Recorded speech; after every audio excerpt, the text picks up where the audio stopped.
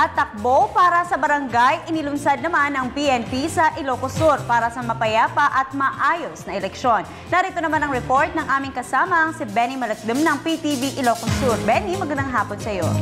Yes, magandang kahapon sa iyo, Princess. Inilunsad ng Police Provincial Police Office sa pangunguna ni Police Senior Inspector Jemar Mudiquillo, ang OIC Provincial Director sa lalawigan ng Ilocos Sur, ang takbo para sa barangay na sinuportahan naman ng Provincial Government of Ilocos Sur sa pangunguna ni Governor Ryan Singson at ilang pribadong sektor.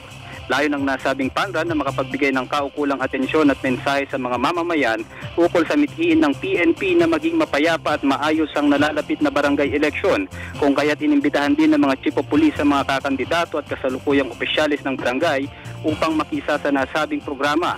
Maging ang mga guro at miyembro ng media na malaki ang gagampan ng tungkulin sa nalalapit na eleksyon ay masayang sumali din.